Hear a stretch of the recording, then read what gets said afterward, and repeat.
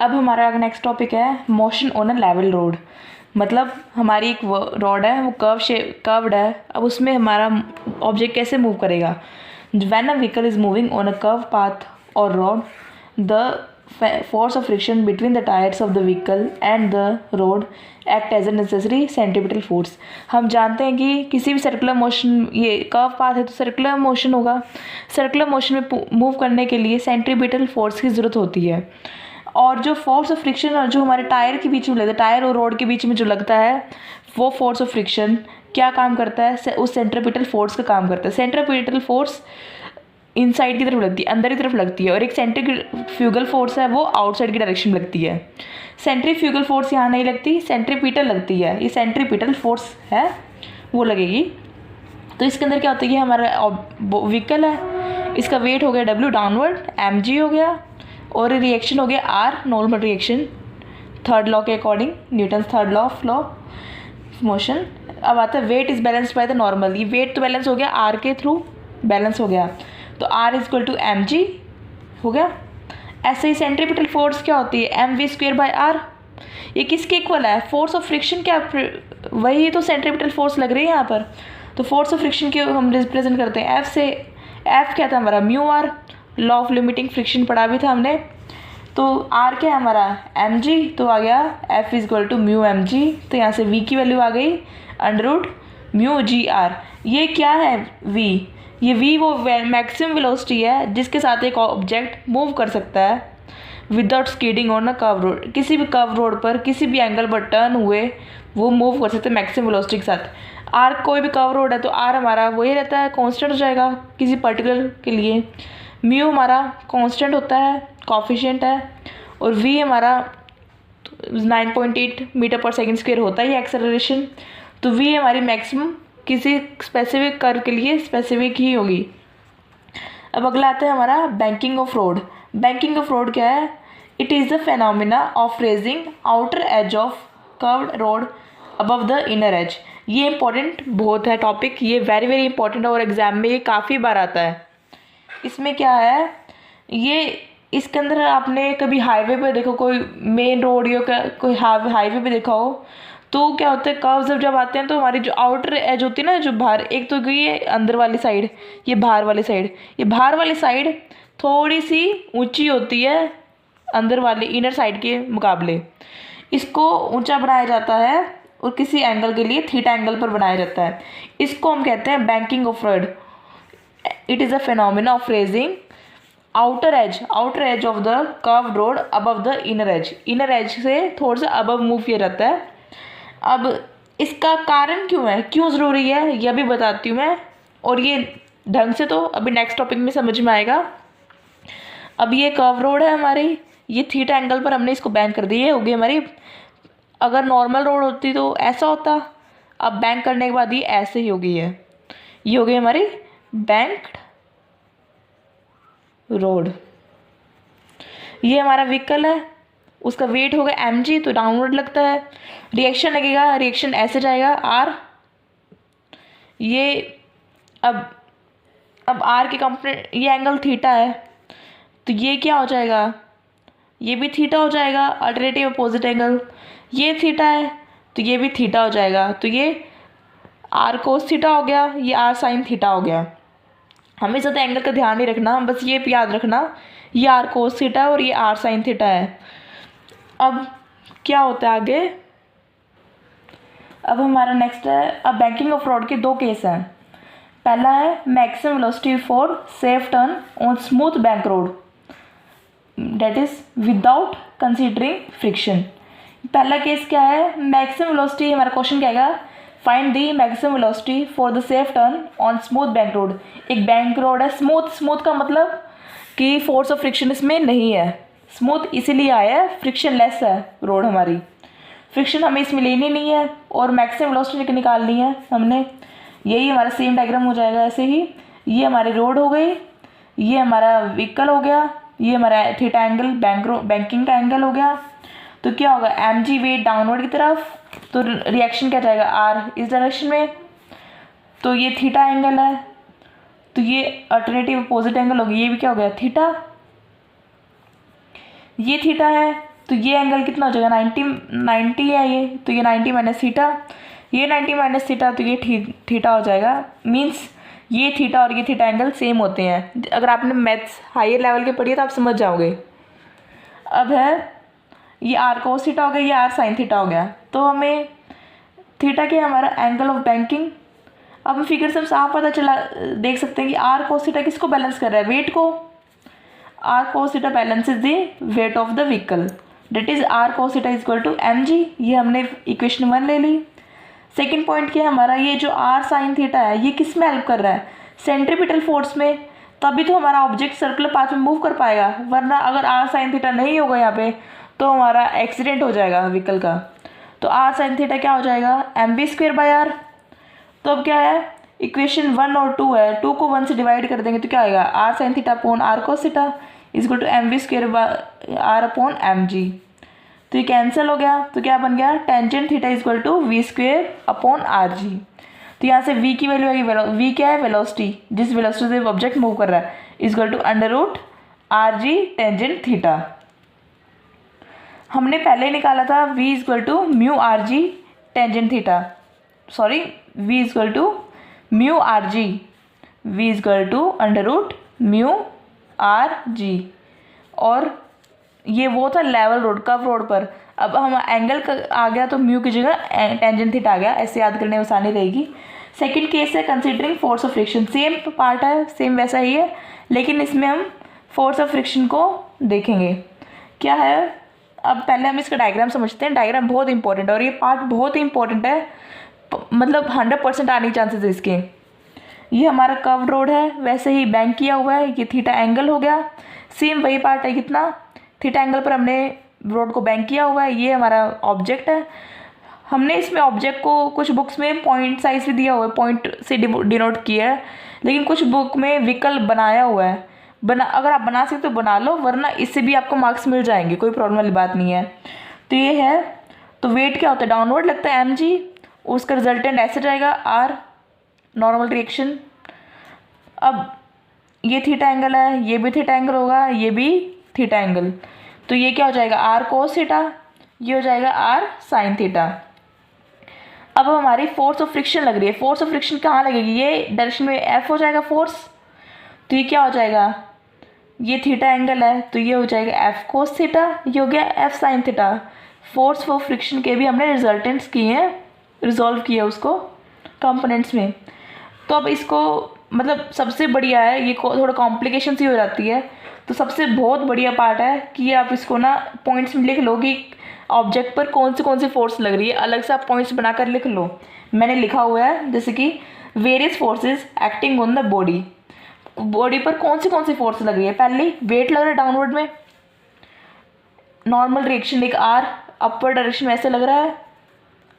एक आता है frictional force, frictional force come into play आ रहा है यहाँ पर, राइट। अब आता है नॉर्मल रिएक्शन के कंपोनेंट्स, जो हमने आर के कंपोनेंट्स डिवाइड किए हैं, R cos theta and R sine theta. R cos theta किसको बैलेंस कर रहा है, वेट को, डाउनवर्ड में लग रहा है ये R cos theta toward upward. अब आता है R sine theta, R sine theta कहाँ लग रहा है, toward the centre of circular path.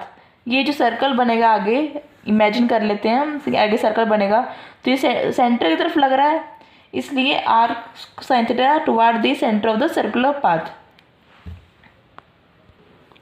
अब डायग्राम में काफ़ी प्रॉब्लम आती है, तो मैं आपको इस पेज पर डायग्राम बनाकर ही दिखाती हूँ। इस पार्ट का क्या है, ये एक रोड है,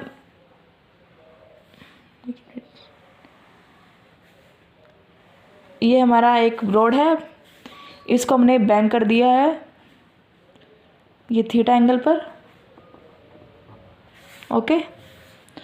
अब हमारा व्हीकल है यहाँ पर, इस पॉइंट पर हमने व्हीकल लिया है, तो ये हो गया हमारा वेट डाउनवर्ड लग रहा है एम जी, राइट।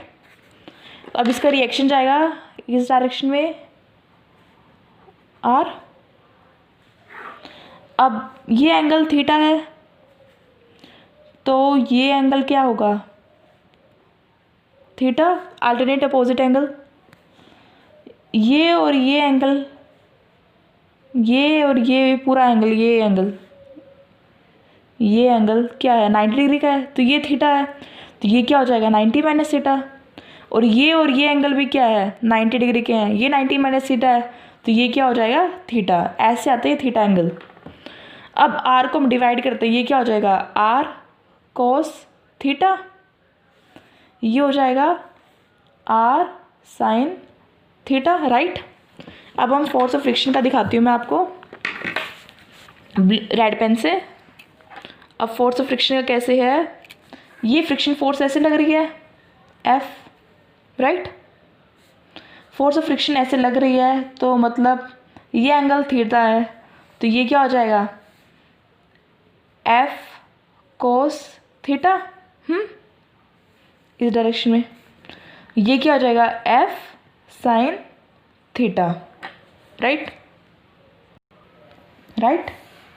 अब आता है फोर्स ऑफ फ्रिक्शन समझ में आ गया, F कोस थीटा इस डायरेक्शन में, F sine theta downward direction में। तो आते हैं components of frictional force. Frictional force के कंपोनेंट्स देखते हैं कहाँ कहाँ लग रहे हैं। पहला F cos theta, F cos theta कहाँ लग रहा है toward the centre of the circular path. Next है F sine theta, F sign theta कहाँ लग रहा है डाउनवर्ड में लग रहा है ये।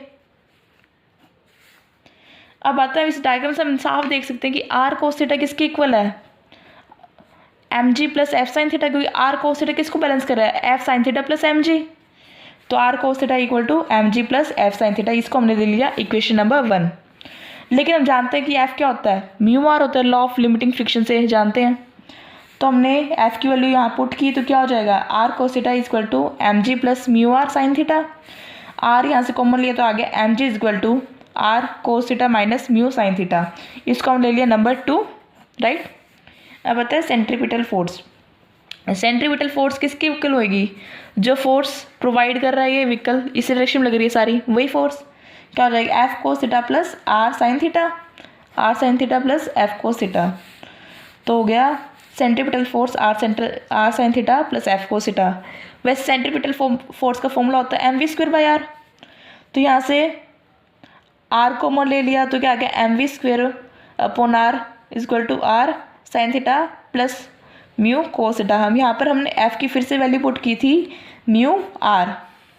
अब इक्वेशन नंबर 2 है, इक्वेशन नंबर 3 है, इनको डिवाइड करेंगे तो वी स्क्वायर की वैल्यू आ जाएगी। वी स्क्वायर की वैल्यू क्या आएगी sine theta plus mu cos theta upon में cos theta minus mu sine theta. तो वी की वैल्यू आ गई under root R G mu cos theta plus sine theta upon cos theta minus mu sine theta. Mu क्या है यहाँ पर याद रखना, म्यू हमारा कॉफिशिएंट ऑफ फ्रिक्शन है। कई बार म्यू को हम बाद में यू समझ लेते हैं, यू हमारा इनिशियल वेलोसिटी लेते हैं हम, तो ये ध्यान रखना कहीं यू को म्यू ना बना दो। तो v क्या हो जाएगा हम इसको कोस से डिवाइड करें टर्म को, तो क्या आ जाएगा v under root R G upon R G into mu plus tangent theta upon 1 minus mu tangent theta. ये हो गया हमारी मैक्सिमम वेलोसिटी अगर हम फोर्स ऑफ फ्रिक्शन को कंसिडर करते हैं। और ये एग्जाम में काफ़ी आती है, ये आपको पूरा करके दिखाना पड़ेगा। और अगर बैंकिंग ऑफ फ्रॉड के बारे में पूछे तो डेफिनेशन हमारी छोटी सी है कि ये क्या है, और एक आते कि ये हमें बैंकिंग करने की क्यों ज़रूरत पड़ती है। अगर बैंकिंग इसलिए करते हैं क्योंकि अगर हम मिनिमम वेलोसिटी क्या है, अगर हम बिना बैंकिंग करें तो क्या थी हमारी म्यू आर जी, मतलब ये पूरी वेलोसिटी मैक्सिमम वेलोसिटी ये है हमारे। अगर हम बिना इससे ज़्यादा करें तो हमारा एक्सीडेंट हो जाएगा। तो हम सिर्फ फोर्स ऑफ फ्रिक्शन पर डिपेंड नहीं रह सकते, हमें कोई और फोर्स भी चाहिए जिससे हम हमारी वेलोसिटी कंट्रोल कर सकें, जिससे हमारा एक्सीडेंट ना हो। वो फोर्स कौन प्रोवाइड करता है, ये आर साइन थीटा प्रोवाइड करता है। इसके कारण हम फोर्स ऑफ फ्रिक्शन के अलावा किसी और फोर्स पर भी डिपेंड कर सकते हैं। वो कौन से फोर्स है आर साइन थीटा, ये नेसेसिटी है। ओके, अब है स्पेशल केस क्या है, अगर हमारा म्यू कॉफिशिएंट ऑफ फ्रिक्शन 0 हो जाता है तो वी वेलोसिटी क्या होगी हमारी under root R G into में 0 plus tangent theta upon 1 minus 0 tangent theta. तो क्या आ जाएगा वी की value under root R G tangent theta. अब म्यू का 0 होने का मतलब क्या है, जो फोर्स ऑफ फ्रिक्शन क्या होती है म्यू आर। तो क्या हो गया इससे फोर्स ऑफ फ्रिक्शन क्या होगी 0, मतलब कोई फोर्स ऑफ फ्रिक्शन नहीं लग रही, मतलब हमारा स्मूथ रोड है। अब आता है बेंडिंग ऑफ साइकिलिस्ट। जब हम साइकिल चलाते हैं तो आपने कभी नोटिस किया हो गलियों में हमारी जो कॉर्नर्स होते हैं वो बैंक नहीं होते, उनकी बैंकिंग नहीं होती। उन वो बिल्कुल स्ट्रेट होते हैं, तो हम जब भी साइकिल चलाते हैं तो हम जब मोड़ते हैं तब थोड़ा सा बेंट होते हैं हमारे, हम अपनी साइकिल को बेंट करते हैं। जैसे ही हम इसमें देखा है, when cyclist move on a horizontal path its weight is balanced by the normal direction. जब वो साइकिलिस्ट हॉरिजॉन्टल पाथ पर हॉरिजॉन्टल रोड पर मूव करता है तो उसका जो वेट होता है mg वो बैलेंस हो जाता है आर रिएक्शन के कारण। लेकिन जब वो कर्व रोड की बात होती है तो क्या होता है, ये हमारे ये साइकिलिस्ट हो गया, ये मैंने ग्रीन से डोनोट किया हुआ है, ग्रीन कलर से, ये वेट है mg लग रहा है इस पर, और ये हो गया आर रिएक्शन, ये एंगल थीटा की पर बेंड हुआ है, तो ये आर कोस थीटा हो गया, ये आर साइन थीटा। तो क्या होता है जब when cyclist on a curve path he bends himself as a shown. क्यों बेंड करता है, क्योंकि बैंकिंग ऑफ रोड में तो हमारी रोड बैंकिंग होती तो हमें बेंड होने की ज़रूरत नहीं पड़ती, लेकिन सिंपल रोड पर हमें बेंड होना पड़ता है। साइकिल हमें बेंड करनी पड़ती है, या मोटरसाइकिल होगी हम बेंड करते हैं, लेकिन हम जो हाईवेज़ होता है हाईवेज़ पर हम कार तो बेंड नहीं कर सकते, तब हम बैंकिंग का यूज़ करते हैं। अब क्या इसमें नॉर्मल रिएक्शन है, नॉर्मल रिएक्शन को किस में डिवाइड, दो कंपोनेंट्स में डिवाइड हुए, R cos theta and R sine theta. R cos theta किसको बैलेंस कर रहा है, वेट को mg को, और R sine theta centripetal force दे रहा है, प्रोवाइड सेंट्रीपिटल फोर्स। तो R cos theta is equal to mg, R sine theta क्या हो जाएगा हमारा mv²/r। तो 2 को हम 1 से डिवाइड करेंगे तो क्या आ जाएगा हमारा v²/r G equal to tangent theta.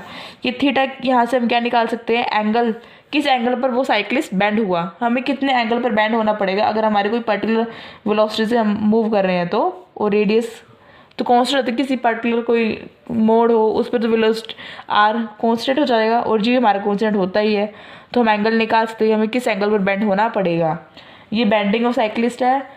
हमारा बैंकिंग ऑफ रोड बहुत ही इंपॉर्टेंट टॉपिक है, इसको करना बहुत ज़रूरी है।